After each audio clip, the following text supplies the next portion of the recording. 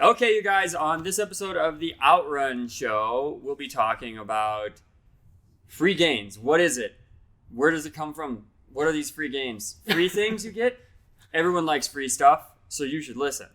Design in the new gym. We're coming to a point where we have to kind of solidify some decisions. It can't just be so much of the abstract anymore. We have to make some tough choices. Mm-hmm. And it's one of our birthdays today. Find out whose it is on this episode of The Outrun Show. Okay, on this episode, we are talking about somebody's birthday on the team, as well as going mad from drinking too much milk. Can you go mad from that? Free gains, the concept of free gains. How can we earn extra dividends on our movements inside of parkour? Why Jesse's bails don't scare us. And what techniques could we be using that will give us the best return on effort? I'm Travis. I'm Jesse. I'm Justin. And recently, one of us had a birthday. Let me correct that because the podcast drops on different days and whatever. That was Jesse's birthday. Was it Saturday? Yes. Okay. All right. Somewhat of redemption there. Mm-hmm. So what did you get for your birthday? I got a bunch of different stuff, actually. One of your gifts is here today, though. Carly always jokes, although it's not so much a joke, and I'm very lucky to have her in my life, but she always jokes that her favorite holiday of the year is my birthday. It's very sweet. Yeah. So I actually had a whole weekend of plans. So Friday we went out for sushi and had the roulette roll. And don't worry, you weren't not invited. We just know that there are some things in your life right now that you're trying to protect. Given the context of COVID. Like getting a spicy sushi roll. I don't. Yeah, and you also didn't want to do that. Who got the roulette roll? Lindsay got it. Oh, nice. The person who handles the least amount of spice out of all That's of our always the best. Lindsay got it. You don't want the person who can take the spice to get the roulette roll. Yeah. So for those of you listening, every year for my birthday we go out for sushi. And we all order sushi, we all eat, have a great time, and drink a little bit. And then the last roll that comes out is what we call a roulette roll. And it's, we pick whatever the roll itself is, but one of those rolls is spiked with a ghost pepper. And you can kind of determine the heat, but because, we're Outrun, we go hard on ours. And so we go the hottest that they can get, which is pretty unfortunate. And then you don't know which roll it is, so everybody picks one and puts it on their plate, and then we all eat at the same time. And then if nobody gets it on that round, we do a round two. On and on and on. Well, we got to round two, and nobody had gotten it. And then we all did the last round, and I had peer pressured Lindsay into doing another round because she said she was only going to do one. And she got it. And for about 30 minutes, she was just crying there at the table. Oh, what was the quote?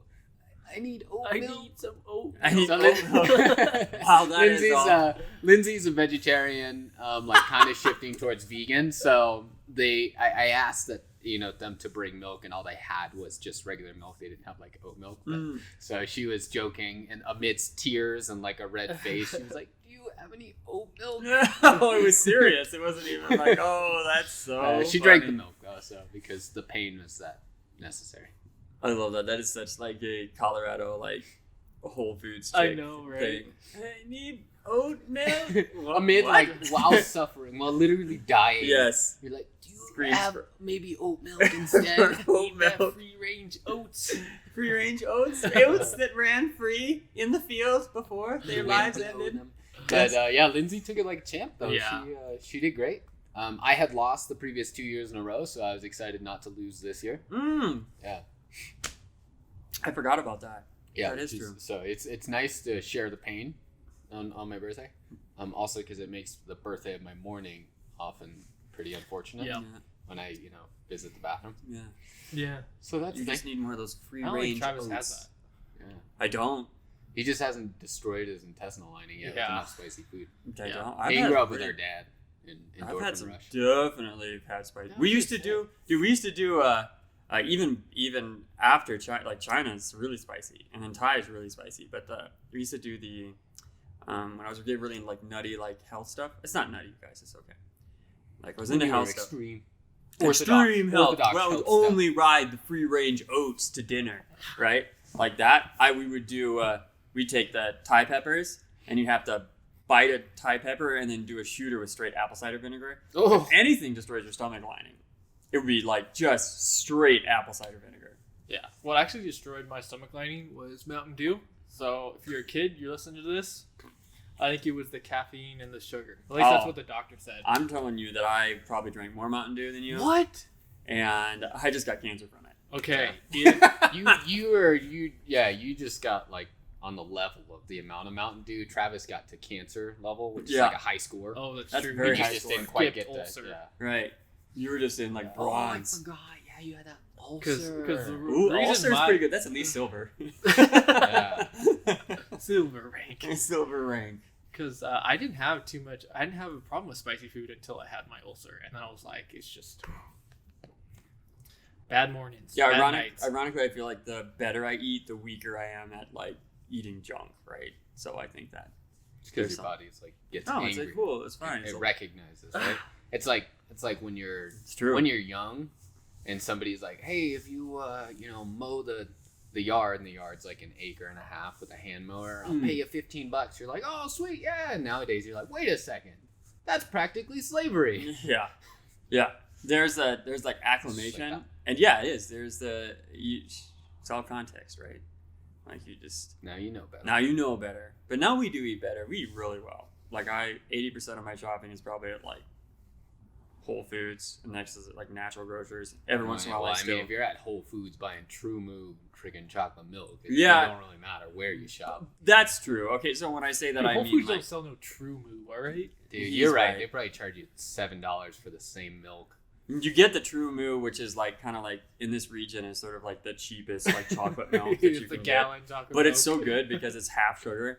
Anyway, and they actually sell out the whole milk instead of the half. Yeah. So, Hey, actually, what's the Promised Land? I do like Promised that Land. brand. That Mhm. brand's pretty Yeah. good. but they use the But let's be honest, it's just they use the brown cows. They use the brown cows. Let's That's not the difference. They're like Delude our- ourselves into thinking that there's anything real healthy about that Mm-mm. Promised Land chocolate milk. No, there's not. Okay, so we do love milk, but we also acknowledge that the dairy industry is an issue, and some of us have developed a bit of an intolerance for the milks. Yeah, that's pretty. GOMAD broke me. Yeah, GOMAD did have an effect. So GOMAD was earlier in like the CrossFit days. It was recommended to me, and this is like 2010 or something like that. That we do a well, this will make it on the highlights. That we do a mass gain. So I was trying to gain weight. So for you guys out there who are younger parkour athletes who are like kind of scrawny and you want to put some mass on, there's a shortcut, but it's you pay the price. You make a deal with the devil on that one. You call that a shortcut? Oh yeah. I feel like that's the uphill battle. Oh Like, wow. that's- Okay. If you're a hard gainer, there's just it's it's in the You're name. willing. It's so hard to gain weight Right. as a hard gainer that you're willing at some point to just try anything. So a hard gainer. So tips for hard gainers, because when you're a hard gainer, Hard gainer is muscle. A hard gainer. It's Well, just so a hard weight. gainer is someone. It's Trying like to get mass.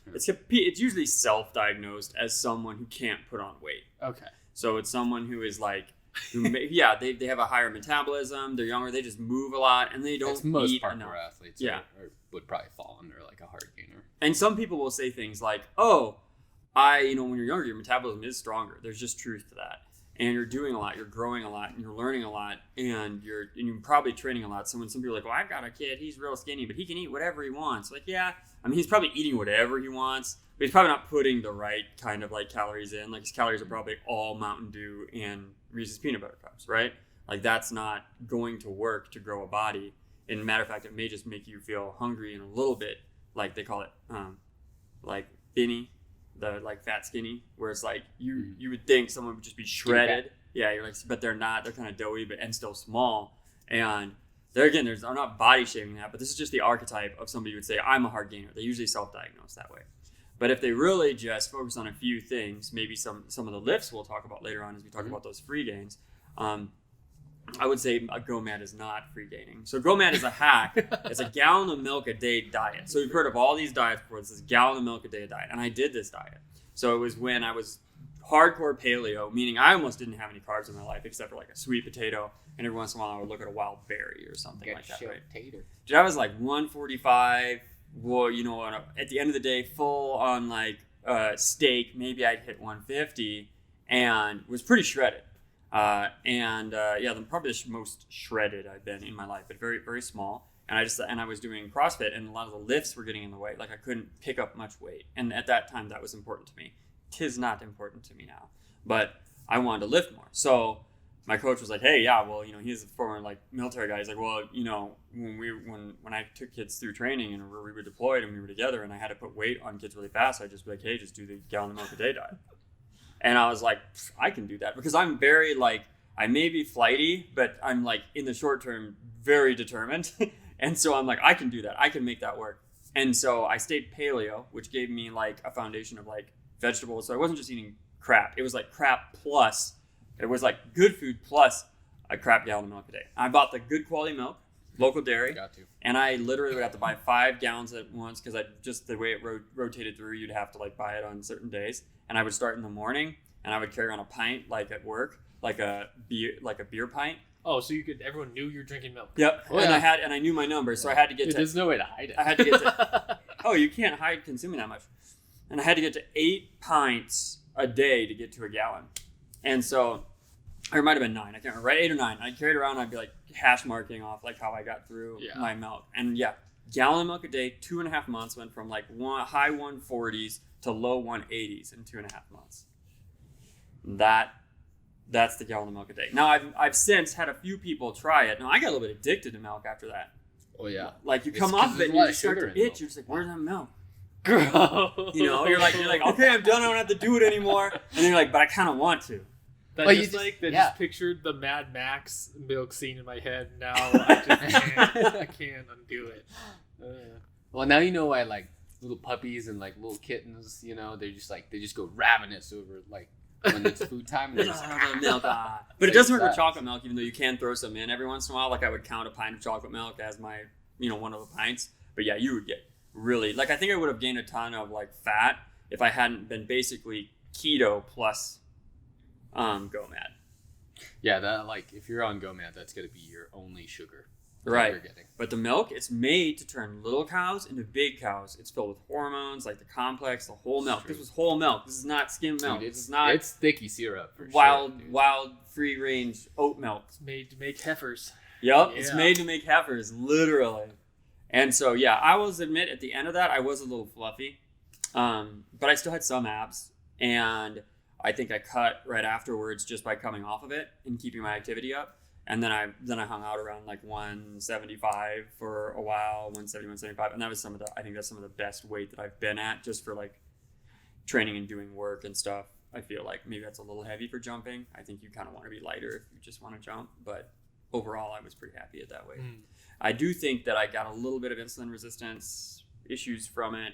But yeah, no long-term repercussions that I can tell. When you're older, you don't want to do that. I did this, I think I was just about 30 when I did it. You don't want to do it when you get older because the hormones in milk can actually grow the prostate. So I could just say your height. I was like, oh no, it's like milk can make you tall. Yeah, I feel like that was an ad. So somebody else, there was an ad for that one. Yeah, there was somebody else in my squad did a dozen eggs a day. And that's an alternative one. That one for me would be hard. That one would be very hard.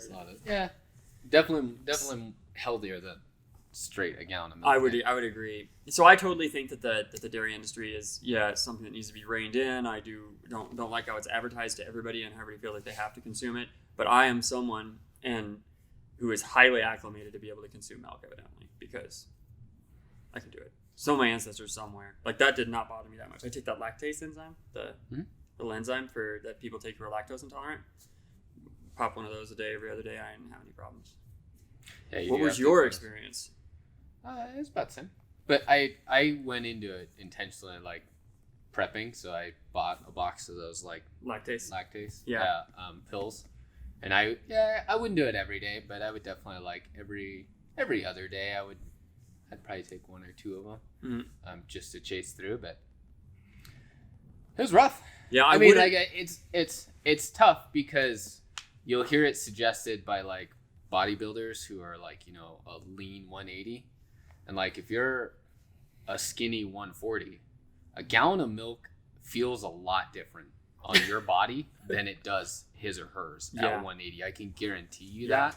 So like as a little guy, a gallon of milk, 8 pounds is like it's freaking 1/4 or 1/14 of my body weight that I have to add on every day just in milk liquid. Do you guys think that the Tyson chicken bag of that a day or the GOMAD? Do you think which one would be the better option? My alternate suggestion, definitely the milk, because you can control the quality of the milk. My alternate suggestion though was POBAD. Was my yes, the more expensive option, right? It's about the same. I guess it's probably a little bit more, but if you're getting like high quality gallon of milk, that's what $6 a gallon. You're getting the high quality milk that you can't buy in one carton. They don't sell that. Yeah, they sell only in half. in half full gallons. Yeah. Oh, I used to have that Morning Fresh deliver. So they come and they just show up. I had one guy at a grocery store. It just makes that image worse now. It's like the milkman shows up and he's like, shows up and you're like, oh, guess I get started. Thanks, man. It's like he came to feed T-Rex or something. He's like, I says, put it on the tray, and I thought, oh gosh, he's gonna grab my hand. The one time I did go to a grocery store and I just to buy 5 gallons of milk, and the guy at who's stacking, he's like, huh, you gonna drink all this today? And I was like, one of them. I just gave him that like stare, and he was just like, what the hell? But yeah, no, I'm off that now, and anymore. As far as free gains go, since that is one of the topics we're going to touch on today, and that is what is your what things can you do essentially. We'll bring back up a little bit of the milk, or do we want to jump into it right now? Yeah, let's go. I think let's get on to it. So someone needs to explain free gains. So free gains is basically a concept that if you do one particular thing, you gain in a bunch of areas unintentionally. So, or maybe intentionally, but just by free, right? That's what's free. So if you go out and you do one thing, you get a bunch of other things. So for example, in GOMAD, if you drink a gallon of milk a day, you could perhaps do the bacon, right? The pound of bacon. That's what you're talking about? POBAD? The POBAD, right? Or you could do the eggs too, but you might not get the growth hormone that is naturally in milk, right? So you get the free gains of growth hormone in there. Okay, nutrition is a terrible example. Let's switch to training because that's where we're all understand. So if I do a back squat, I'm going to gain both anterior and posterior strength, meaning if I do a high bar back squat and I go really deep in my squats, I'm going to work the posterior chain, which is the back, the glutes, the hamstrings, and I'm going to work the anterior chain, which is like the quads and even the midline. Like some of the best ab exercises is just being able to do squats, right? Like that's actually really good for abs. If we're talking about a parkour analogy, if I do a climb up, which is coming from a cat hang position, and then I pull into support or half cat where the object is at my waist, and then I push up out of the dip into half cat, then I'm getting both a pull and a push in one motion. So if I train just that, I would get the gains of increasing like pushing strength, but not have to separate that movement. Work specifically on it. Mm-hmm. Yeah. This is the first time I heard this concept was actually from my teacher in Chicago, Master Pacina, who was my wushu coach.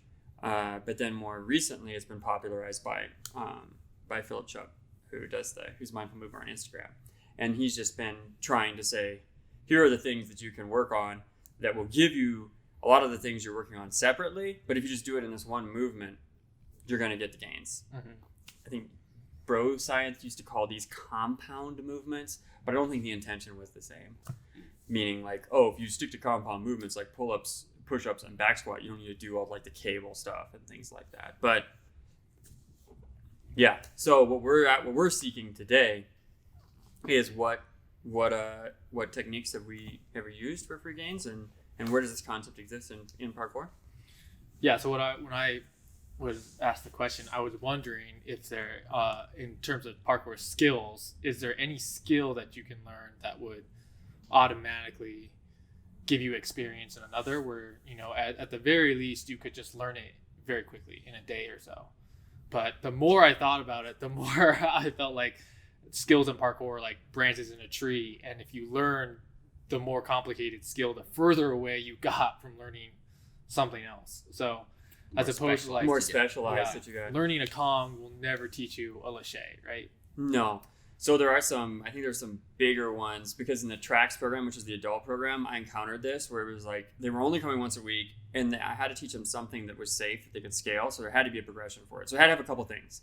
It had to be something that was worth people's time, meaning I don't want to bring them in and have them work on one little specialized exercise because they only come in once a week and then they never grow. They grow very slow. So it has to be worth their time. There has to be a progression, meaning I always have to find a way to make it lighter, but still be pointing at the same thing, right? We're still working towards a climb up, even though literally all I have you do right now is, you know, a cat pull, and then you stand up into the press, right? Yeah. But you find yourself in support, right? But then that progresses into more difficult things. And then it has to have the broadest range of application possible. That doesn't mean we've always discovered that, but it has to have the broadest range of application that could potentially give you these free gains.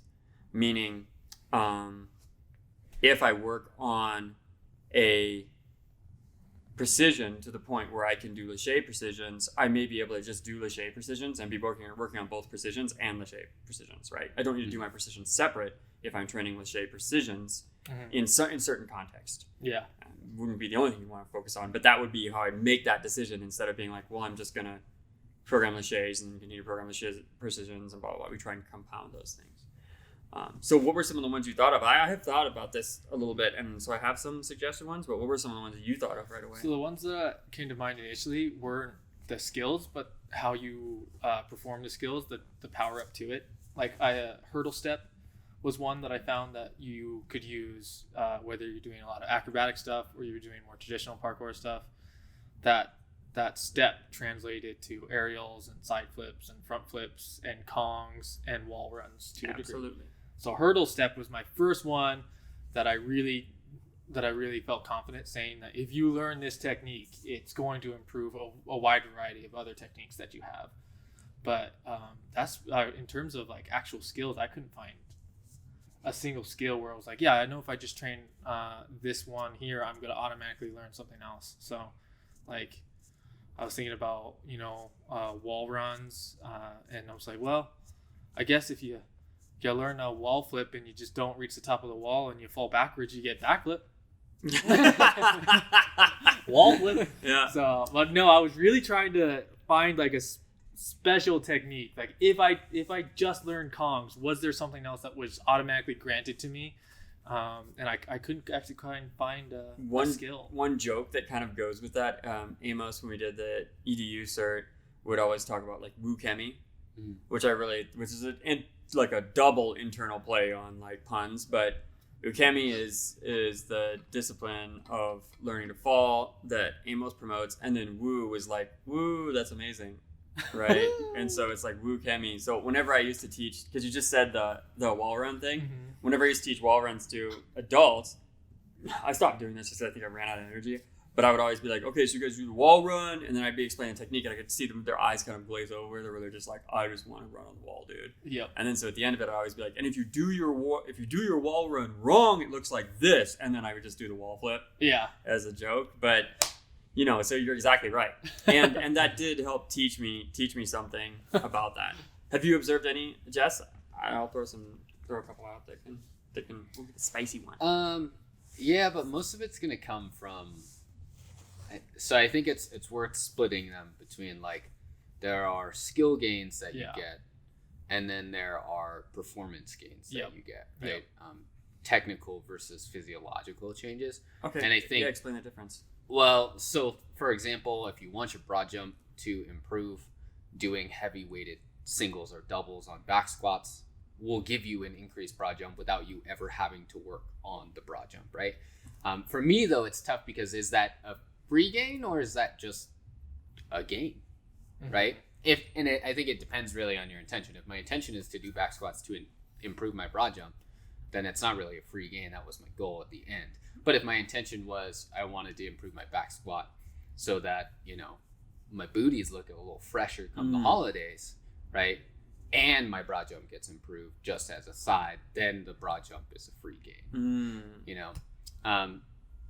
Another example would be like working on like weighted pull-ups to improve your climb ups, things like that. Again, that for a traditional athlete outside of the parkour realm, that is absolutely a free gain for them, right?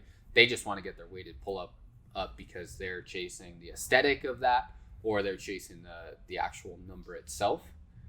And then as a result, if they had a parkour coach and the parkour coach was like, cool, let's try this climb up, and they're like, boom, and they rocket themselves to the top of the box. And you're like, wow, that was really impressive. And they're like, oh yeah, it's because I have a body weight and a quarter weighted pull-up, which is insane, by the way. Or something like that, right? Something just absolutely crazy. They're going to be good at that. So that's a free game for them. For parkour athletes, it's tough because I think parkour is the sport that gets you free gains everywhere else. So it's almost like you don't get any free gains because you are what gives everybody else the free gains, right? Like, we know that people who train parkour perform exceptionally well in just about every other athletic realm, right? The only, maybe not like being a lineman because there are physiological differences that have to be there, but a well-rounded parkour athlete could be put in just about every athletic realm out there and be an advantage and be good, right? Not be like amazing. Depending on the sport, they might be amazing.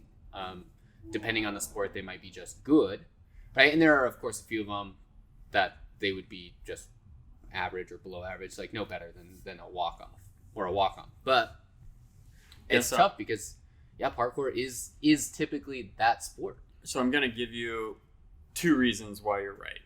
So one, thanks, is so I'm going to double down on what you said basically, but in my own words and experience. The one is that parkour by its very nature is learned through doing in many ways. And whenever we isolate individual movements, we're just trying to shore up strength and understanding and safety for the most part. But once you get to a certain velocity, you really don't need it as long as you focus on certain techniques, right? And a good example of that, I think, is something like a cat leap to climb up. I think a cat leap to climb up is one thing that could be trained. And if you get cat leap to climb up, then you go to learn lache to cat climb up. It's already done, right? So cat leap to climb up is one of the fundamentals that I like to focus on with folks. If you can do another good example of this is if you can hang in like the 90-degree grip for the cat hang and do the pull, it may be better for you to do variations of that than actually going and doing hanging separate and then doing a pull up. It's just do a cat hang with a pull, and once you can reach to the point where you're strong enough to not only grip but also pull, then that will give you some free gains, right? Because you don't need to train the grip strength separate from the pulling strength, separate from the squat position and cat hang. Yep. Because all of them are in there. So cat hang pull-ups, I think, are a really good example of this. Now, the early thinkers, and I think this was Method Natural, the concepts with those guys way back in the days, precursors of parkour, what do we call them? Like it'd be equivalent to like Avatar, like the first Avatar, right? Like the guy who like did the first fire bending. Wong or whatever, right in the back of the day. Like just the ancient history guys, right? Did he have a last name? No, it's just one. It was just one. He was the first firebender who snuck off the turtle and stole the gift of fire to use in the forest, right? So we're just talking about ancient history here at this point. Literally. I think this is like 1800s or something. In Method Natural, they always believed if you just put humans in an environment, you would teach them nothing the environment would teach them. Like you wouldn't do isolated exercises. You would just throw the human in the environment. They will adapt and they will learn in that way, right? Or they'll die. But yeah. Right.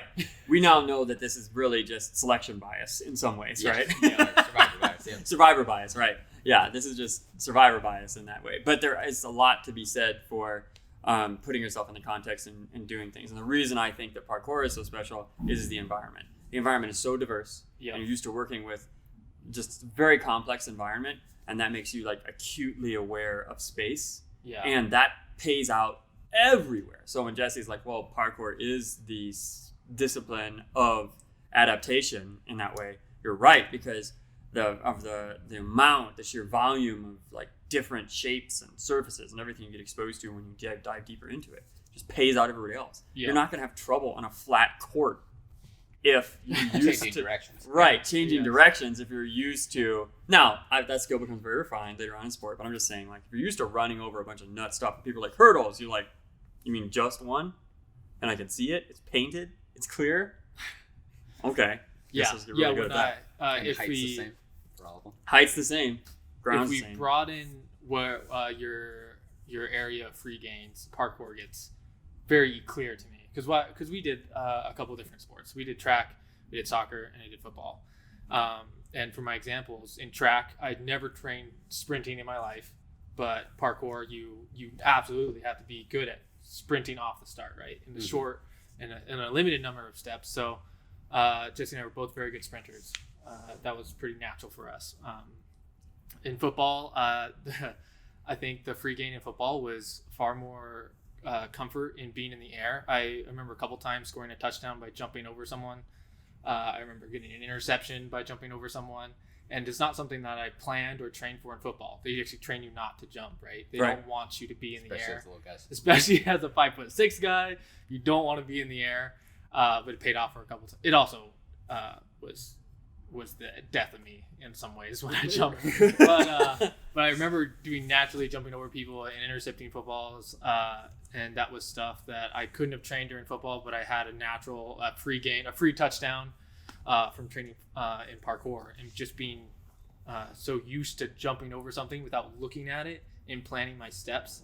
So that one was a pretty visible, attainable, tangible free gain for me. So yeah, if you're looking outside, I also remember being tripped a lot of times when I was a kid, and the roll coming right out of it, or falling downstairs, right? Like slipping on ice is something I never worry about. So there are those like little elements that I think that I feel like are true free gains, but there's not like something I'm super stoked about. It's like when I trip on ice and I'm carrying groceries and I catch myself and I'm not really afraid of it. That is a free gain. I never trained that when particular. When you trip in the gym on the way to the lobby with your laptop and you're like, oh. Yeah, those are like gains where I'm like, I need to learn how to trip on ice. Like, I'm not training that. So, yeah, that clip on it's a thing. That clip is a thing. That trip, that fall is real. Yeah. It's not, we're not just making stuff up.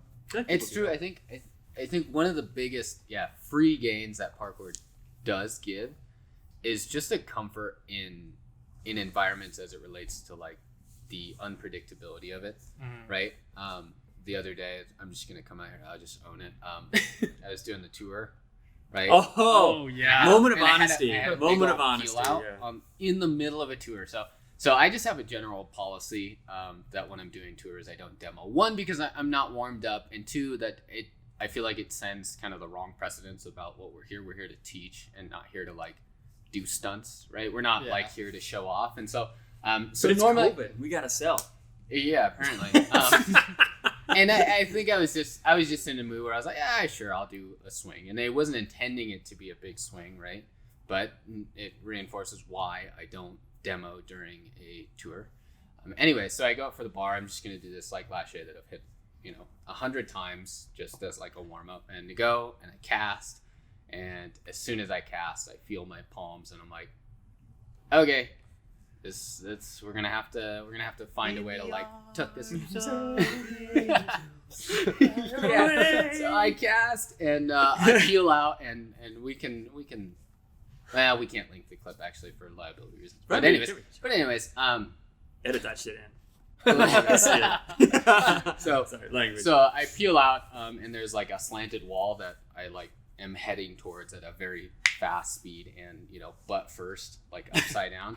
But as soon as I cast and I knew that peel out was gonna happen, there was no panic. It was like I'm gonna peel out on this. And so you can see in the clip I just kind of like whoop, and then I stand up and I joke and I laugh and then I go back and I hit the lache again afterwards. But I distinctly remember being in the air and just being like, dang. Like not being like scared. Just being annoyed and disappointed. And I was like, oh my god. You felt like air shame? And I was just like in the air, just limp as I like slam into the wall, and I'm like, all right. Yes. It was more annoying than anything else, right? But that comfort level absolutely comes from like, and that happens pretty much any time I fall. Yeah. Like when I trip on the stairs at home, which happens all the time because I have cats. I'm just like, oh, and I'm falling down the stairs, and my face looks like this. Like I'm just like, oh, dang it. It's annoying, right? So I think that the other thing that people have to understand is that this is not just like a hyperbole. I've seen Jesse fall a bunch of times. Actually, from that, you should probably just get off that bar, because the other one was when you were doing that giant, and then you got upside down, and your hand slipped, and then you just started going straight down from the giant. And I'll reiterate this. My spidey senses about what my students get to learn and how good I think someone is comes from how much fear I feel when I watch them. And for Jesse, I almost am never afraid, except for that time you were driving down, that guy got in your lane and was driving like straight towards you in a car in a one-way. Yeah, he was going the wrong way in a one-way. I was worried for you then. I was not confident you would be able to evade that right before you lost that hamster. Is this in Loveland? No, this was on Mulberry. Oh, really? So we were driving down the street, just side note, because I know the hamster is also the Kia Soul. Yes, sorry. Marketing by hamsters. Was I in the wrong lane? No, you were in the right lane.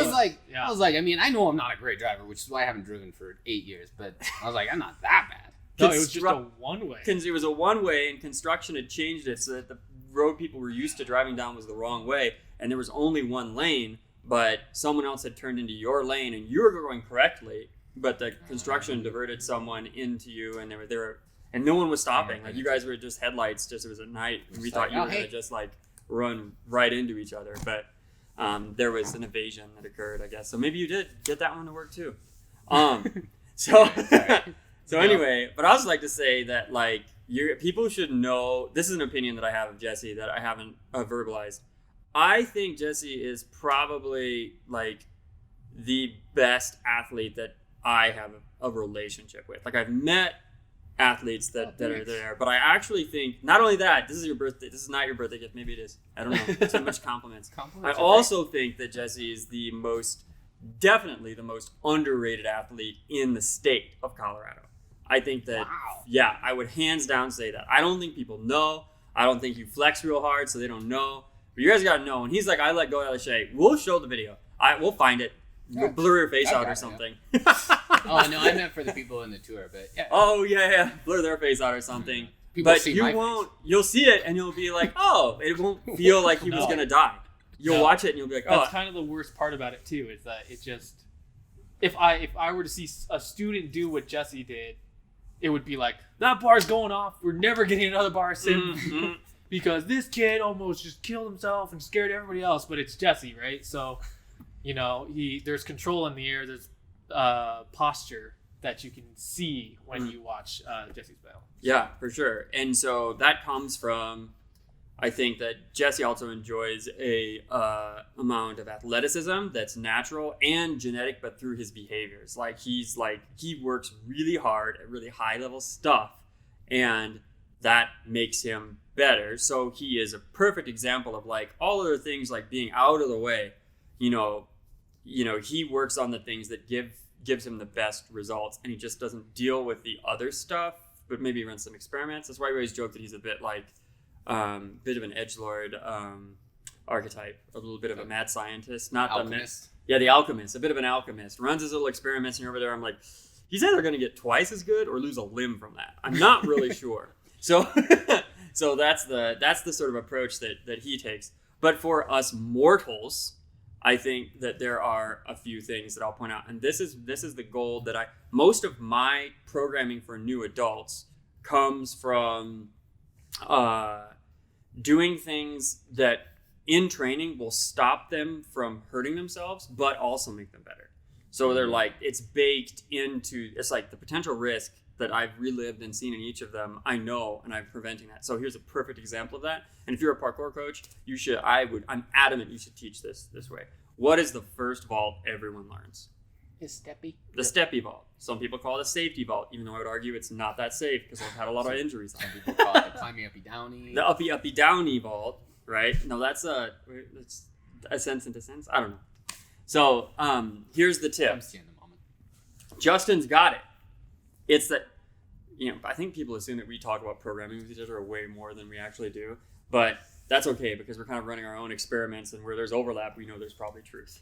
So the step vault, I teach it as gather, pop, step. Because if I teach someone the pop vault with a gather leading into it, I can teach them the scoop and the approach, so they're lighter. That's the hurdle step that Justin was mentioning earlier. Yep. Mm-hmm. And Also called gather. Yeah, sorry. That hurdle step. So they start from 2 feet. They learn spacing as to what their range is when they approach a target.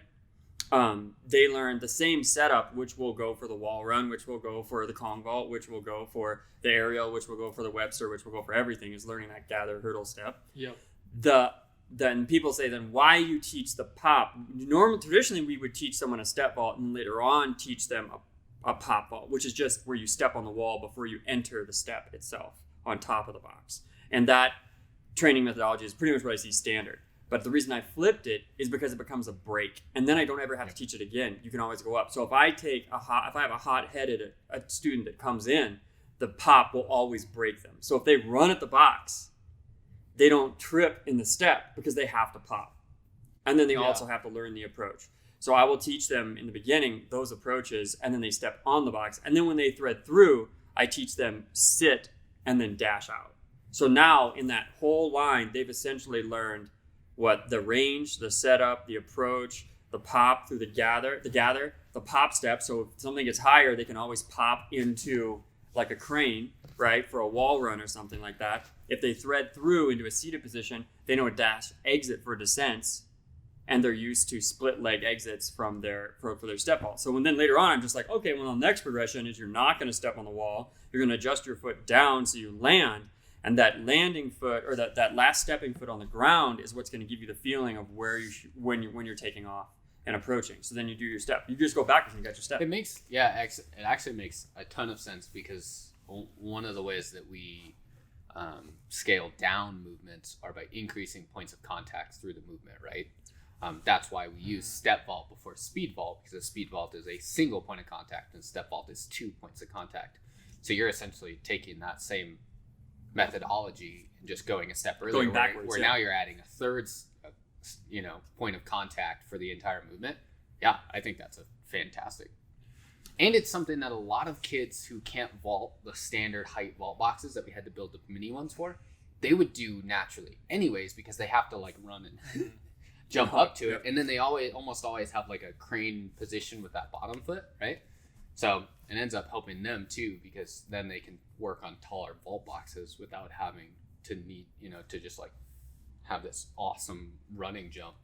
Mm-hmm. Yeah. So, and yeah, if you can get that step down, I mean, it's I feel like so many other skills are difficult because you have to worry about your steps leading into it, especially in acrobatics sides, in free running side, but in Terra too. Oftentimes, if you don't have a gym and you're stuck with, doing a stride between two things where you can't change the distance, not having to learn the steps there and then and do the jump afterwards. So definitely a free game. It's absolutely a free game. Yep. You are just sort of like, I think where this may sort of be there may be some conflict with the concept, is that really in that situation, the real free game is the gather pops step. But the rest of the stuff is sort of just combining a bunch of things together into one line. It's like if I was going to say like, all right, if I really just wanted to teach everybody parkour and I only had one line, it would be something like a gather, pop, step, Kong, lâché, pre, plyo, climb up. Right? And then you're like, okay, well, there's your free games. Well, that's an entire like gym length of work, right? Yeah. But that's the type of thing that I would do if I was like, had to set somebody on autopilot to learn, and then just scale those things out, right? And then cat back, do the same thing backwards or something. I don't know. So that's what I try to do. Another thing is when I teach that way, I can give someone those instructions and I can leave them for a solid 2-3 minutes alone to work on that, and then go help someone else, because there's just so much to chew on in that chunk. If I'm just like step vault, I'll be back in 30 seconds because they'll be tired and bored. But I'm like, okay, did you get your gather down? They're like, oh, I can't get my spacing right on my feet. Good. Eventually that will become an intuition. That's a free game. Like parkour athletes look at something 10 feet away and can tell you, oh, that's 4 steps. Oh, yeah. Oh, that's 3. That's 2. Oh, yes. One They're there. very good measuring sticks. Yeah, we built in ones. Yeah, it's with your feet, but also just with your depth perception. It's pretty easy for you to look up and be like, it's 12 feet. In fact, I've done that several times on like touring houses where I'd be like, how tall is that? And they'd be like, oh, I think that's 10. And I'd be like, no, it's 12-foot ceiling. And then, of course, Carly always teases me and she's like, you don't know that. And I'd be like, you grab a tape measure, that's 12 foot, I guarantee it, right? The peak in the condo is 13 feet. And I called it when we did the tour. I was like, I think that's 13. And then the realtor was like, oh, well, we could check. Pulls out his tape measure and he's like, yeah, it's 13. And I was like, yeah, because I can't wall run that. We also That's have, how I know that. Parkour people are good estimators. And also become like geometric narcissists at that point, right? Because we always think we know the distance. Oh, yeah. You're always like, oh no, I'm that way too. I'm adamant. I'm a little, I've been wrong. I'm so soured by it. Like, and it's usually like within the realm of what you can do, right? You look at a gap and you're like, oh, that's 10 feet. People are like, how do you know that's 10 feet? And you're like, because I can hit it and I know that it'll be just right on the edge of like my max distance, right? For a free is right there. So I know that that's 10 feet because I can feel it. That's absolutely, you're a better distance estimator. Yeah, estimate distance. You'd be great. What is it? You'd be in like whatever that guesstimator. Right, it's called surveyor. Surveyor, yeah. For shorter distances. You wouldn't surveyor. be able to like that's 430 meters. Yeah. That CrossFit will teach you that. That's oh, run over there. Oh, yeah, that's 400. I do like the CrossFit helped teach me like the metric system. That was really cool. So then what about, I've got another one. Okay. And that is cat leap climb up. I think that cat leap climb up is your upper body equivalent. And the progressions that I teach for that aren't as obvious. Like you can't just step into that, but I will actually start from like standing with one leg up in a cat hang with an overhand grip. This is a training tidbit for climb ups that I think a lot of people could use and is undertrained in the parkour world. And that is overhand grip climb ups, especially for adults and kids, because sometimes the grip strength is the limiting factor. Yep. And you want to be able to get a ton of volume in with your climb up. So I will literally start, and I'll post this on TikTok for the gym or on my channel or whatever too, because I was showing them last night to the new people. I think Jesse was sitting there watching. And in this progression, both of you guys were there. Oh, I was. Yeah, I was. Yep, over there. Mm-hmm. And in this progression, I use a wall where the fingers go over the top, and then I let them progress from basically standing with one foot on a box and the other foot above it at the cat hang height with an overhand grip. And I let them stand up into their climb up, but I ask them to keep their chest as close to the wall coming over the top as possible. And they do reps like that. Now the free gain there is that not only are they working on the upper body strength of the pull, but they're also priming the mechanic and the timing for the climb up. So that when it comes time for me to be like, okay, you guys, now we're going to do the wall run and you're going to top out. They're like, oh, wait, I already know the top part of this. Yeah, that's because the way you've been training your climb ups has been from the ground, standing on the ground, pulling over. It requires some adjustment for where your base foot is on that. And then when I teach them, ask them to start to add the cat leap in, then they've already got what the foot positioning is.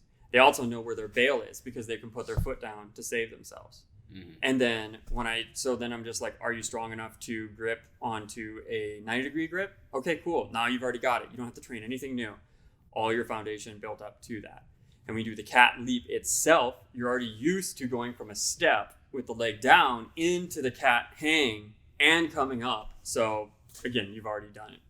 So I think it's more of in parkour, it's more of, have you already done it? And while we could separate some of the movements and be like, I'm going to teach you all your cat leaps separate from your cat backs, separate from your climb ups, separate from your wall top out. If we teach those, if we try and broaden those and teach those all in one progression, then you just get the free gains when you go to the next one because you've already been exposed to the more optimal mechanic. But I think this is counter to how a lot of people like to train parkour, which is introduce someone to an obstacle and then give them the options to get on it or overcome it, right? would you say that's the dominant means of training? Can you explain that a little bit and why that is?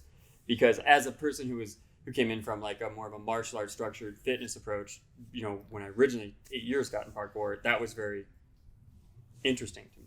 Yeah, it's the exact opposite of gymnastics as well. It's like you do exercises that don't look like they resemble any type of skill that you perform, but eventually the pieces add together. So I feel like that is parkour is super objective, so it's very easy to see the point A and point B and to just tackle the challenge as it is, and to not require other equipment or other, finesse for sure.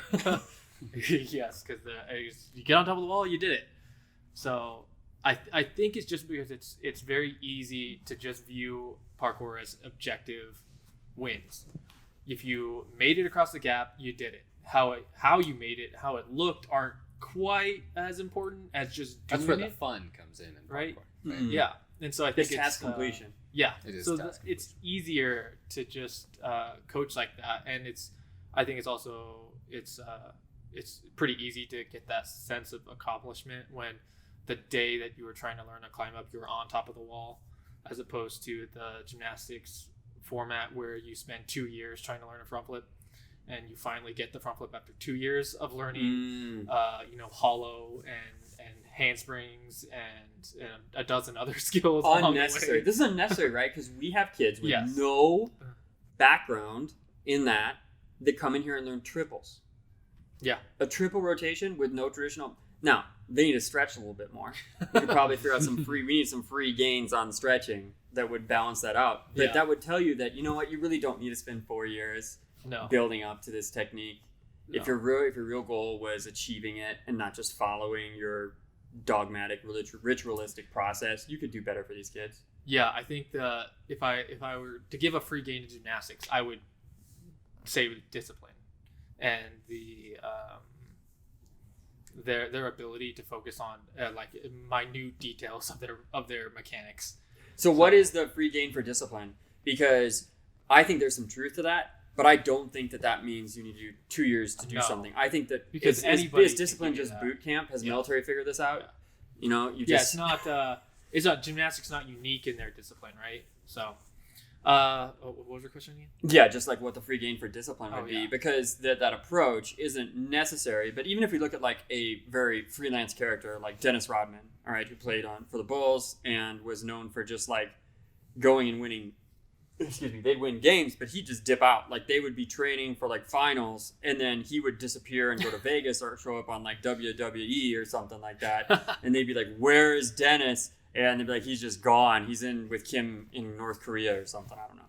But so somehow you still can't get away with that. We may be doing too much unnecessary work, and I think that is some of the concept that comes from the free gains circle right now too. Is that what am I doing for not? Like, what am I doing more than I really need to? Or am I lying to myself that I really need to be doing 3 times a week training this when maybe I could get away with 1? Yep. Have I tested it?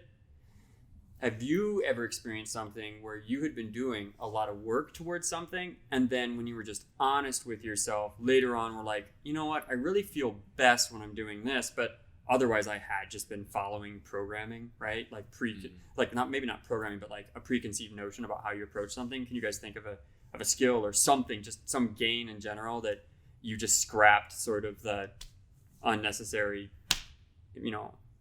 ideas around it and still got your gains? Not in philosophy, but certainly when I pay somebody else to do my programming, I look at their programming and I take about a quarter of it and just cut it out. I don't tell them about it. I'm like, by the way, I changed this. Most of the time, because I'm just like, ain't got time for that, ain't got time for that, ain't got time for that. That just sounds boring. That looks like fun, right? And then of course, like I'll try it just to make sure, because I don't know what I don't know, which is why I've hired this person anyways, right? And so I'll go through their stuff for a couple of times just to see if there's any sort of gold that I'm missing. But for the most part, I'm like, I know that I don't need to do like Scott, dumbbell curls for if I'm trying to like improve my pulling strength, right? That's probably not really the method I'm looking for here. So I'll just scrap that or replace it with something else. But yeah, I mean, that entire concept is like, I'm looking at what is the primary goal of this session or this cycle, and can I get the same goal done without as much volume and time spent in there, right? If they're prescribing 10 rounds of 1 minute of jump rope, and I'm like, this is a broad jump program, so I probably don't need 10 minutes of jump rope, right? In every session. So I'll scrap that and I'll do 1 minute of jump rope instead, or something like that, right? So, Do you feel have you ran across anything like that before? No, I don't. Not something that comes right to my head. The ones that do, I feel like someone else came along and was like, well, instead of in terms of the front flip, we had Jenks come and teach a front flip workshop, and front flips were always a hard element for skill for me to learn, and I think it's because it's so easy to focus on the most obvious anterior part of a front flip, and then someone like James comes along and he's like, nope, it's posterior, right? And all of a sudden it's like, oh, I've been concentrating on this side of the movement, but really if I had watched people do front flips who have them efficient, not the gymnastic style of course, who are mostly free runners, you'll see that most of that effort is in the posterior hip raise, right? And once I figured that out, it was like, oh, now I don't really need to focus on any other part of the front flip except the posterior part, right? That hip raise and front flips just happen. So along those lines, I feel like I have a few more or more examples. I can't think of them right now, but where it's like it's the movement is so obvious, like a Kong. It's so obvious to put your hands on it and to imagine your feet going through. But really in a Kong, it's more about getting your hips over and just leaning and forwards on the box, right? Yeah, coming to that forward motion. Like, why, if you're trying to go forward, would you stop yourself from going forward? Yeah. Right, it should be assisting. One of the ones that I want to point out too, a strength one and then a parkour technique one. One is the arm swing reset on jumps. This is a very big free gain, and I would argue maybe this is my biggest free gain that I don't see out there. As a matter of fact, I think I recently saw someone do a really crappy variation of this technique, and then a bunch of people in the parkour community were kind of like, that's dumb, I don't even understand why they're doing that. But right away I got what they were trying to do, but the application was not clear, so it didn't make sense. And so what I'm talking about is when I teach my adults to do their jumps, this is or kids, whomever I'm teaching, right? Because I do this now with overdrive kids too. When they do a jump, even though it's not necessary, I will have them reset their arms behind them in the jump. So if I'm standing and I do a standing tuck jump, like we're playing the game where you try to do soft landings, I'll teach them to jump up, set the arms up, and then before they land, pull the arms back through, loading behind them like it's in their pockets. I call it a falcon because an eagle's like you're trying to get really far back, but falcon is maybe a little less. I don't know. I was looking for another word for it. Maybe it'll stick, maybe it won't. And then they land and they scoop in that precision landing position that you would really only notice someone doing if they were doing like an 80% plus effort, like running pre or lache pre, where the arms come way behind as they land in and they scoop up. Well, I start teaching that to students right away. That's the first thing they learn in their jump. So then every jump thereafter, even though they're jumping on flat, if they train that way, when they go to jump to precision, their precisions are like 100 times more efficient because they're always able to counterbalance. So what I'll teach them is a standing tuck jump where the arms set over the head, they pull back behind, and when they land in precision position. So they're not allowed to rock backwards on their heels or fall forward and take a step. Then, even though they're on flat, they're technically training precisions right out the gate. Like your first lesson is jump up, cool, pull your arms behind you before you land. Oh, can't get it. It's way harder for them than you think. And then you think, oh man, imagine if they had to learn that skill in an 8-foot broad jump, but it just didn't arrive until the future where they had to own up to that deficit. Yeah. So that's the free game that I teach. So I teach precision jumps with the arms behind from the ground up. Then they always have that one.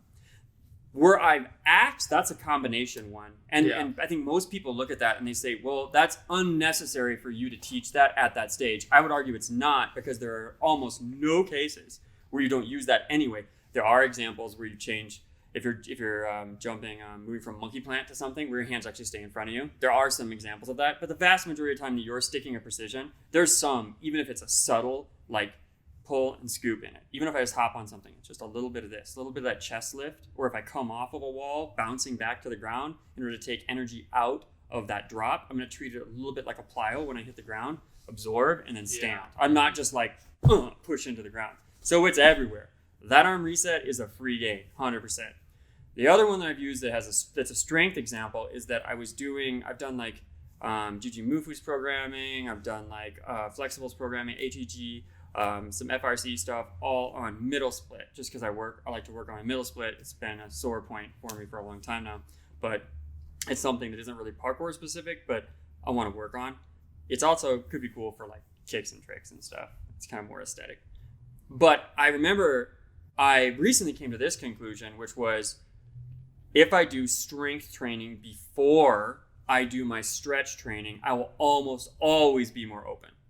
Meaning if I take a 45-minute session or an hour and a half session on stretching and I go through mechanistically and I do my pancake and then I do the middle split and I do my horse stance and then I isolate my hips and tilt forward and I'm just sort of like working through everything because I'm working on stretching, flexibility, right? That's what you think you're supposed to do. I've recently found that if I just do a decent set of back squats beforehand, I don't need any of that. I can go right to the depth work and start loading it in a deeper amount, right? Because think about it. We don't correlate the two, but if you do a few back squats, like a set of back squats, a couple sets of back squats, you're going to feel super open in the hips. And the way I discovered this was I had some programming where I was working on middle split training, but one day had pistol squats in it, and the other day had, because I was combining both to save time, but one day had pistol squats in it, and the other day had back squat in it.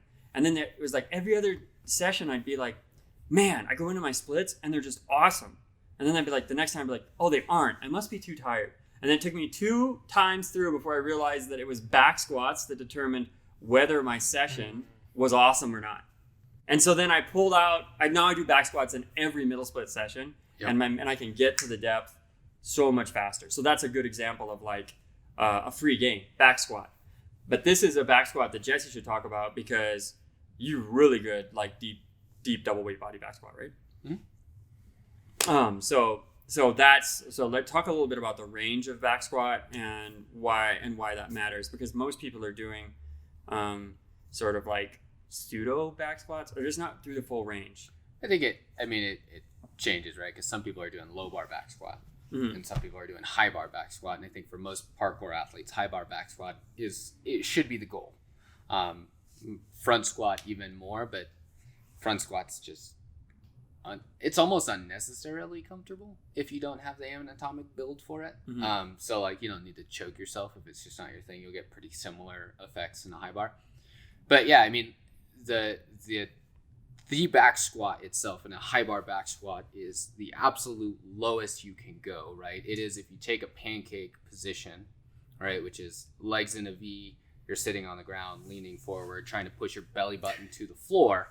If you take that position and you just take the femurs and the hips and you tilt that 90 degrees, that's your back squat, right? That's a high bar back squat. That's why it matters so much that you're getting full depth on a back squat, whereas a low bar is going to be a little bit more forward. It's going to be more of a 45-degree tilt, right? And you're not going to get the same depth of that weight pushing your hips straight down. So ideally in a high bar back squat, that weight's stacked on top of your shoulders. It runs all the way down to the very like tip of your tailbone, right? Your coccyx, and it's pushing you vertically into the ground. Whereas in a low bar back squat, you're going to be tipped a little bit. So that it's not going to be an exact push down, so you're not going to get the same effect. But obviously, you can see why if you're in that position. If somebody were to be behind you in a pancake and gently but strongly push your lumbar down, that's essentially what the back squat's doing for you. The weight is doing that. Yeah. Mm-hmm. The weight's doing that for you. So then when you go to do your middle splits, you're obviously going to be pretty warmed up. Pretty primed for them. Yeah. But the great thing about the back squat versus somebody pushing you is that person doesn't get any neural feedback of how much pain you're in, right? Yeah.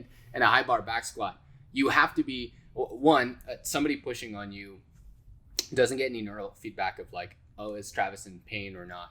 They also don't get any feedback of whether you're engaged or not, right? So typically in a pancake, it's a passive stretch. Mm-hmm. It's very hard to do that actively. Because your legs aren't braced against anything, right? It's an open kinetic movement rather than a closed chain. And so in the back squat, though, you have to be engaged or the weight will destroy you. Mm-hmm. So you're engaged from the top all the way down, and you're getting feedback the entire time around like which muscles are flexing to open and increase that range of motion. So the additional benefit of the back squat when done that way is a very simple exercise, you guys. If you're in a back squat, most people know what back squats are. And you go into that movement. So the bar is loaded on the back of your shoulders. There's a bar, there's weight on the bar, and then you're squatting under that load. So that's the back squat we're talking about. In the low bar back squat, that position is further down the back, and there's a little bit of a lean, and you're sort of engaging the posterior chain earlier when you don't need to go as low. And that's why power lifters like it, because they only have to reach a certain depth, which is usually measured by the crease of the hip below the knee in order to ensure that the femur is below parallel, and that counts as their rep. But this is a arbitrary objective. It's just going low enough for it to count, right? Yeah. Whereas maybe in like Olympic lifting or in parkour, where we do care about being loaded at our max end range of motion, it's a range of strength question, which is more valuable for us. So that's why I think we prefer the high bar back squat. And if you have been loading weight and not going as far down as you can, you should take weight off, because just because you can move maybe even, the double body weight through a particular range, as soon as you start going outside of that range, you are introducing risk, and you're also introducing a range of strength you haven't been training in. This is why when we see people do like Ninja Warrior and their arms are all bent like this through the entire thing, like a T-Rex doing the chorus. It's like because, right, they don't have the range of full extension and strength that people in parkour do, because they go into the full cat hang at times, even though that can be faster with having bent. But most parkour people still can go full range in their cat hangs and in their laches, and you don't see that when people are untrained. So the range of strength in the back squat matters, because and this is why I think a back squat is a free gains lift for parkour, is that for life really, right? Is that you can then catch yourself very deep in a squat in a precision position. But you can only do so if you're training your back squat as low as you train your precision depth for catching. So if you're a parkour athlete and you're listening, we saw this early on with like Dylan Baker when we did the jump training down with Ryan a few years ago. And this guy didn't even lift weights and had a double body weight back squat basically. Well, he was doing 225, but an untrained person doing 225 is pretty solid in their back squat. Full range, just hitting it as low as you would hit any precision, doesn't do any weight lifting, just gets underneath it, goes full range, comes back up. Bit of an athletic freak too, but I'm just saying that's there from parkour already, because you've been loading into a deep range. When we do parkour, we wouldn't like stop at a depth on a precision, because we're going to try and get that move. So we're going to let ourselves go into that deep position. Yeah. Don't learn that at the same time you're taking impact. If you can do the back squat or even an air squat like that and try and keep that good posture and learn that full range of strength, I'm telling you. And a lot of times people are like worried about their posterior chain too. This is another example. A lot of people won't train the back squat because they're worried that it's not working the posterior chain, and then they'll unnecessarily work on deadlift, which isn't bad, but they could also be getting posterior. What? No, it's just so silly to me. I'm gonna work on my posterior chain. Right. Yeah. So, okay. What I mean by that is, wait, what? No, you keep going. No, okay. I'm not making fun of you. I'm making fun of people who are like, oh, it's a glute day. It's a glute day. All right, they're parsing it out. Just do back squats. Your butt will be just fine.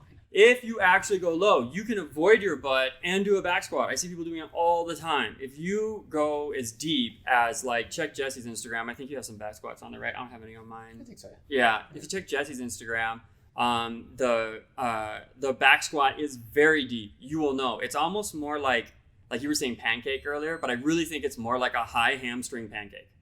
Because when you're in pancake and your legs are straight, you sort of get the lower parts of the hamstring behind the knee, maybe even some calf stuff. Not really, but when you bend that leg, now you're loosening the meat in the hamstring and the posterior chain behind the knee, and it's all right above the glute. And if you do a deep back squat, your booty and hamstrings are going to be hurting. And I'm not saying that's when you know you did it right, but I'm just saying that's when you know you got the full range. Because if people right now are like, well, I do back squats, but usually my butt doesn't bother me, then you're not only know if you're doing them. Yeah. Did they bother you? Oh yeah. That's why we had a podcast earlier. We were talking about how much it hurts to sit on the toilet in the morning after back squats. Yeah. After a nice back squat session. Oh yeah. And that's a great feeling. Love that feeling. Yeah. Yeah. I still don't get it. I think I had that. I was reminded by that conversation because I think I had a couple days ago where I had trained something and I can't remember what I was training, but I got out and it hurt, but it hurt so good the next day, and I was like, oh, this must be what Jesse and Justin were talking about. I don't know if I can't believe you don't. Like, that's just no, mine just hurts like I'm like it just aches. Like, don't touch me. Yeah. Yeah, we have gone over that before, haven't we? Yeah, we're a little masochist. I like it. Just like 2 a.m. sitting on the toilet. I make sure that Lindsay hears me and wakes up. She's like, "What's wrong?" Just sore. Dude, yeah. Just gotta let everyone know when I'm I'm sore. sore and I'm like walking up the stairs at my house, I'm just like the whole time it's like,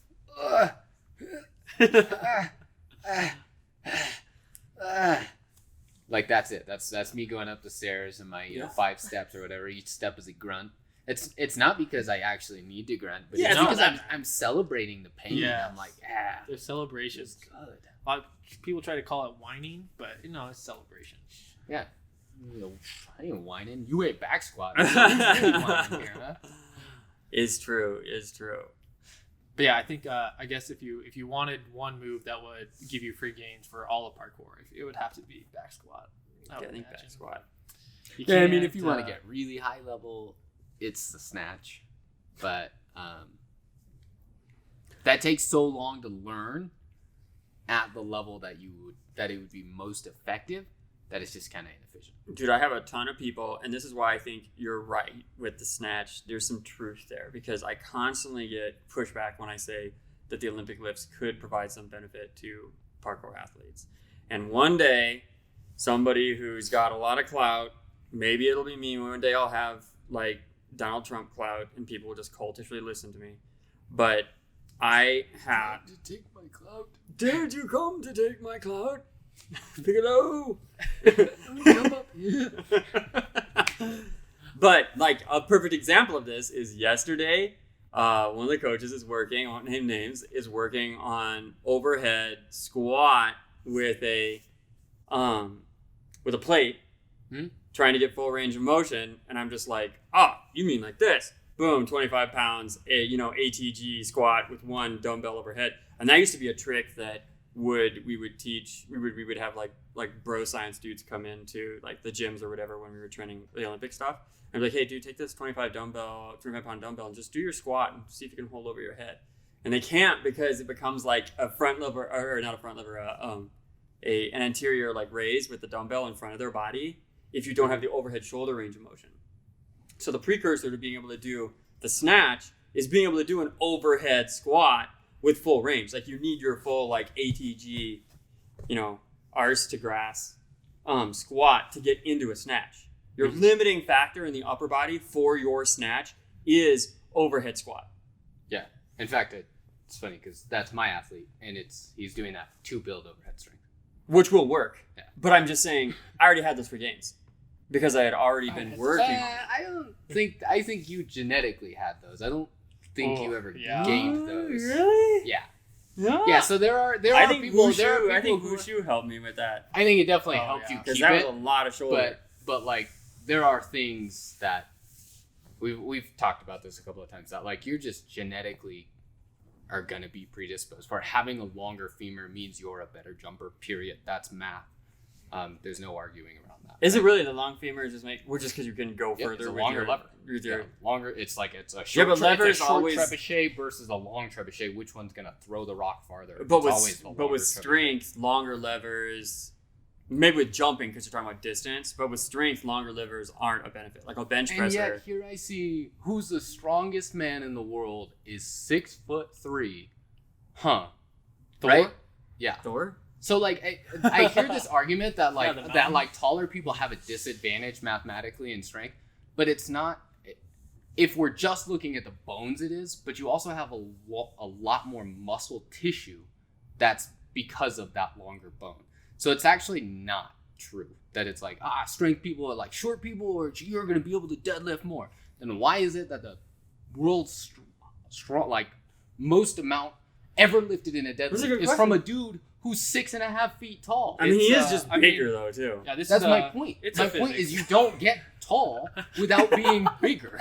Like some people are like, look, let's take for example, by that logic, Colin should have the strongest ankles, but he has the weakest ankles in the gym. Oh, wow, Colin. That's dirty, dude. You gotta know Colin. Colin, make me not sound like a jerk. Is this true? Is this not? No, they're pretty strong. Oh, okay. They snap at like this point when I'm like as pressed up against a thing, but it was only a sprain. It didn't even break. My point is that Colin has a size. What are you a size? How tall are you, Colin? 5'9". And then what size shoe do you wear? Depends on the shoe. So 12 and a half, 13 on a good day, let's say, it's right? usually like 11. So 13, size 13 I have on worn Tinder. 12s before. What? On Tinder, I'm 6 foot. And 6 foot, but what size your shoe on Tinder? Dang, you jump What? 3 inches on Tinder? Yeah. Anyways, I'll bring this up. I'll give this is a physics problem. And when you're short, you were doing less work. So when you do less work, it seems easier because you're doing less work. You're moving things not as far, right? So when it comes to being taller and having longer femurs, you have to move things a greater distance. But that doesn't mean that you will never be as strong as a short person. It just means that my frame of reference is I'm just doing like 50% work as you because I'm 50% as tall as you. So when you're tall and you can do, your full work capacity is always going to be greater than mine, right? Mm-hmm. Because you're bigger and because you're moving more stuff. So you are just lifting things higher than I will ever lift. I can only stand so tall, right? So you are going to be stronger just by the definition of work because you have more weight. You're moving more. Work is higher. Moving at more distance. So, mm-hmm. And in terms of a broad jump, if you take the weight away, you are able to go further. So you will be doing more work than I ever will. So. I think that, but it doesn't mean that you are just automatically, better at that. It just means your capacity is better than mine. Yeah. Your potential. Yeah, the potential because of the femur range. Mikey and I are a fun. Now we know the coach. Dang it, Mikey and I. But I would also like to. We need to do some experiments between me and Mikey because I call him like my twin, my yin yang twin, because we are like just like. Our proportions are almost exact. I think we're within 3 pounds of each other of body weight. Our wingspan is like within an inch. Our height is the exact same. Our torso ratio is the same. And so I think we would be good examples of like, let's train people to have people try exercises differently. I would also say I just think he's tight and hasn't done enough of that. So programming it is good because the dude can lâcher 5 times as far as I can, right? Oh no, that's a lie. Twice. 5 times. I'm just saying, like trying to give him some credit. All right, he's a monster lâcher. Yeah, he's a monster lâcher guy. So his upper body strength, his tendons are very strong and tight, in my opinion. And I think it's some of that lâcher strength that he just, he could broaden and have both, and so he probably has more capacity for lâcher potential. But I just think it's because that's how he's trained, tight. When he was a kid and we were training him, I can remember training him and he did not have that. Like that was not gifted to him. He's acquired that skill over time. But yeah, that'd be cool to run some experiments because our bodies are very similar, which I didn't notice until recently and when he was trying to do his mass gain stuff. But it's funny when they grow up here. You never think of them as that big because I know they're like 16 and you're like, oh, he's a wee lad. He's skinny. Should try some milk. It's so cute. And then you're like, wait, how do you get taller than me? Oh, I was gonna before we wrap up, I was going to I saw a picture of Justin just to show you guys that like we are such mentors. I'm starting to think more and more of the gym of Outrun is more like the air temple or something like that people go to. The young kids come to learn their bending.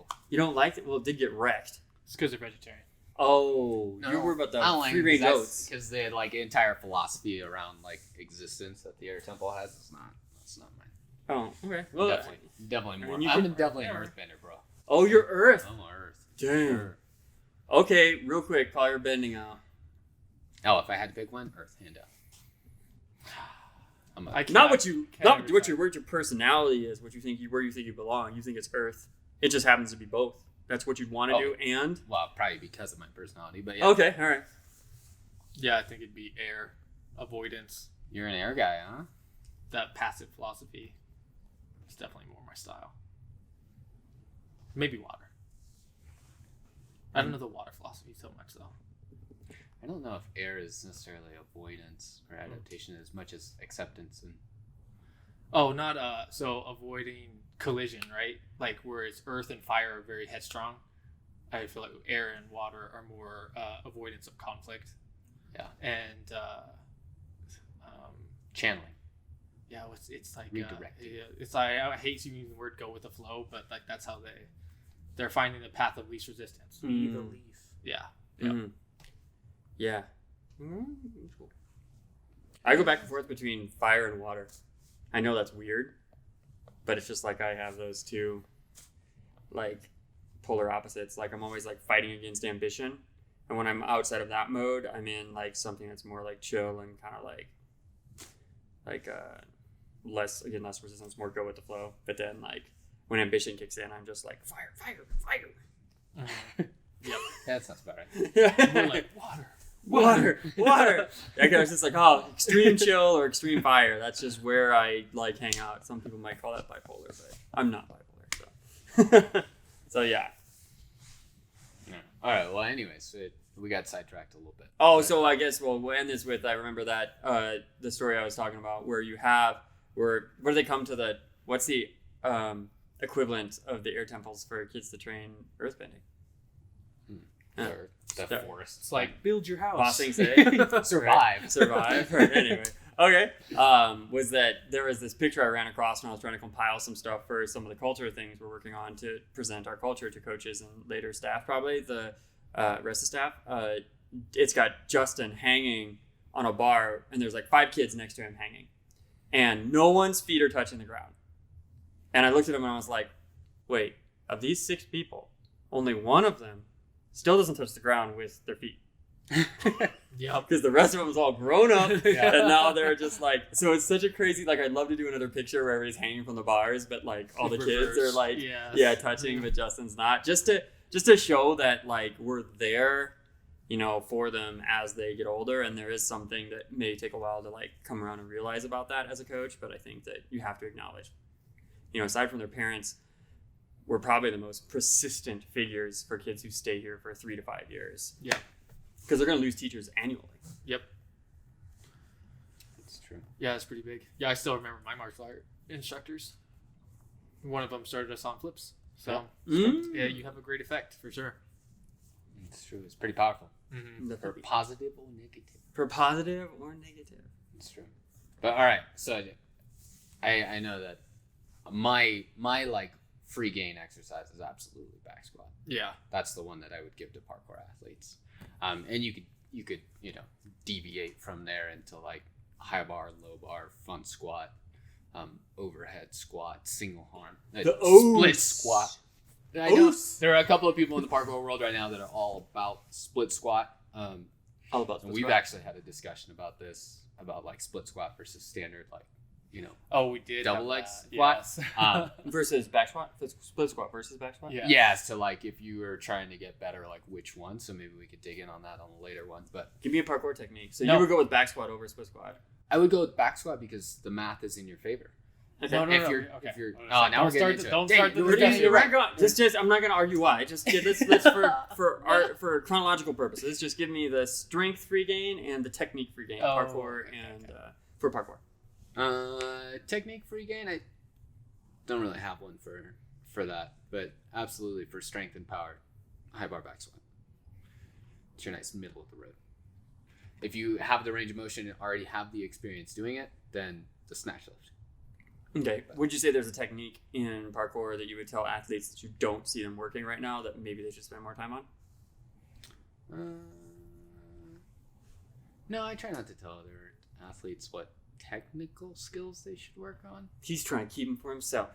He's got secrets. He won't let them out of the bag. That's what it is. That's all right. we're making proclamations here about Jesse's ability. He's not gonna tell you what he trains on. Like, where does Goku train? What's that? King Kai's planet. In King Kai's planet. He doesn't want to tell you what happens in that yes, in that room. Ooh, can't wait for that. I think so. Benny will get you there. For strength, it'd be back squat. Although I do like front squat. I don't know why I find it comfortable, but I do. If I had to choose one, it'd just be back squat for strength and broad jumps and plyos and strides and such. For techniques on flips, I have a hard time overcoming the hurdle step, gather step, split step, whatever your sport calls it. Mm-hmm. That one I think is just so widely used in a bunch of different techniques. But then in terms of flips, the Ben Jenks concept, the Ben Jenks theory, where focusing flips are a matter of your hips rotating around your upper body rather than what I feel like is the most common perception, whereas your upper body rotates around your hips. It gets spun around your hips. I think really once you can understand that concept, and you can understand it in side flip or front flip, so it's like you just need to tackle one of those concepts, and then that your free gains will be understanding flips in a variety of different ways. So that would be my technique one. Free gain. We did say I will say the split squat for free gains on the lifting side, just for parkour people. Yeah. And to just like create some sort of friction between our ideas. Yeah. Because then podcast is not interesting if we all agree on everything. But that being said, yeah. So I would say split squat, and I had a little video that I made on that just recently pointed at parkour people. On Talk? I haven't put it out on Talk. I might have to shorten it to get it on Talk. But I think I was just going to drop it on YouTube, and then you can hear some of my reasoning there. But I think for technique-wise, I think that the sort of like eagle falcon arm reset thing is something that I don't think that... I think you only see it in very high-level athletes, and it's something that is a finesse that sort of just comes from the nature of understanding the movement, and it should be taught at a beginner stage, even though most people think it's unnecessary because the jumps aren't that big, right? Mm-hmm. So those are the goodies I would give. Cool. Well, if you listeners have any free gains that you've discovered or that you just know about, they won't give them up. They're greedy.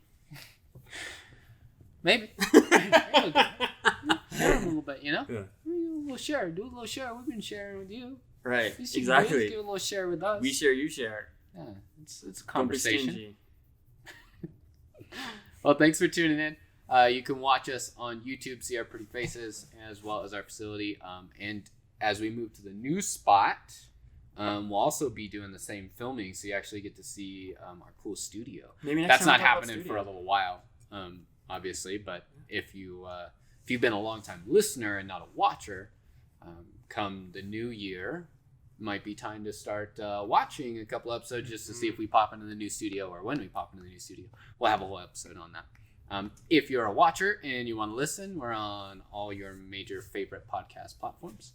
So you can check us out on the go, in the car, while running, while doing back squats, or while training, parkour stuff. I like my AirPods. They stay in while I'm jumping around, so it works out well. Just lost mine. Oh, yeah, he's got to buy new ones. It was expected. Thanks for tuning in, guys. We will catch you next time. See ya. Peace.